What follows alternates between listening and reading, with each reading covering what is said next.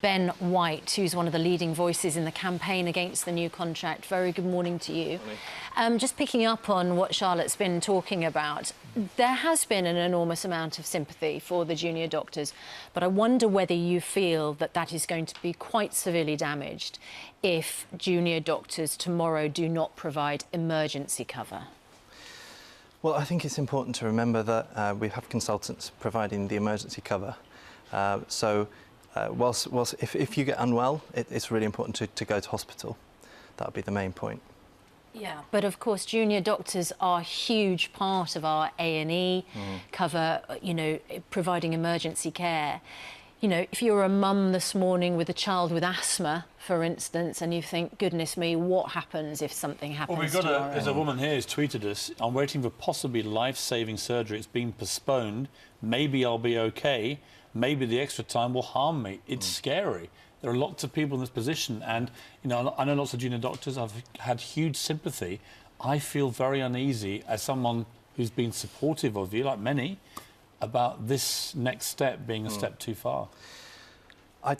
If I'd had an operation cancelled twice as a result of these strikes, I'd be very annoyed.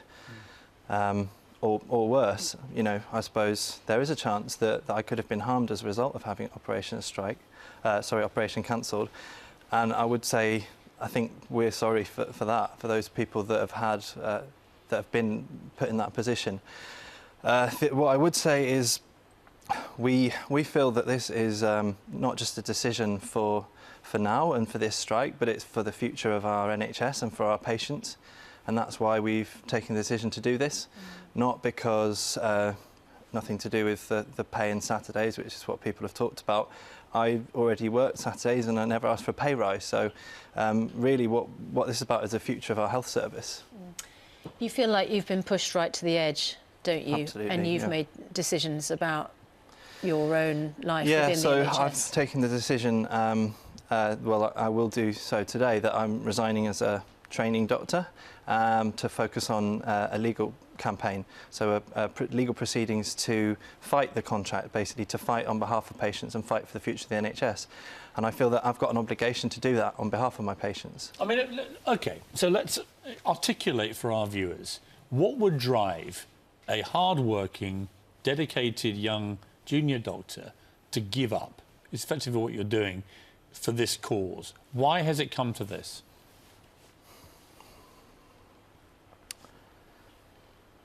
That's a really good question. I think we feel like we've been backed into a corner, really, and there's not a lot of sense coming out from the government side of things at the moment. We all feel that it's been a long sort of 6 months. I think we really need to, we have to put patients first, and if we can see that at the moment the understaffing and the underfunding that's taking place in the NHS, I mean, an A&E had to call in the military the other day to staff it. You know, we had, in my hospital, we had more admissions in 24 hours than we've ever had before in East London. You know, this isn't being listened to.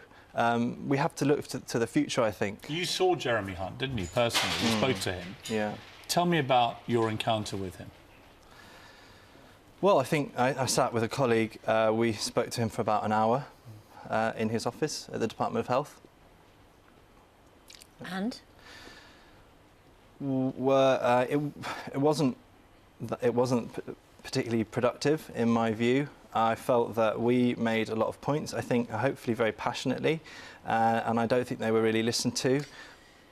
This is, I mean, junior doctors resigning, as you just have, is a nightmare scenario for the Health Secretary and for the NHS. And, you know, nobody wants to see doctors leaving the National Health Service, but also the end of presumably hopes and dreams that you've had for years. I mean, that's a huge decision to make, especially as you have already said you want to put patients first. Does it help?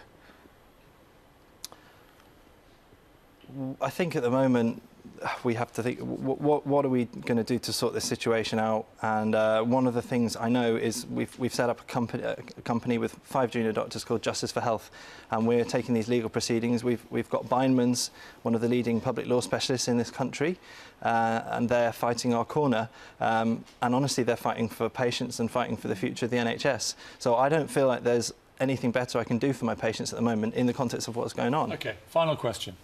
When you go out on strike, if this isn't resolved, and you make history as the first ever doctors in this country to do what you're going to do, I mean, there's got to be a huge sense of guilt, hasn't there? And a sense amongst many of you as, are we doing the right thing here? If people die, and it can be said it was because junior doctors were not at their posts, how will you feel personally? I think if anything like that did happen, there'd need to be a normal kind of review process. It'd be very, very sad if anything like that happened.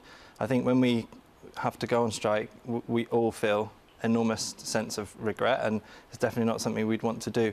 But we need to look into how that happened, and I don't know. I mean, I wouldn't want to comment on individual. I mean, to put it in perspective, this is just a viewer who's tweeted us, had to take a trip to A&E the other week. The staff were running around like headless chickens as they were so understaffed. Listened to a couple of junior doctors talking about their day. They'd been working since 7:45 a.m.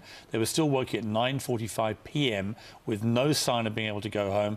Those poor doctors cannot be in the right frame of mind to treat people, and if they made a mistake, who would be to blame?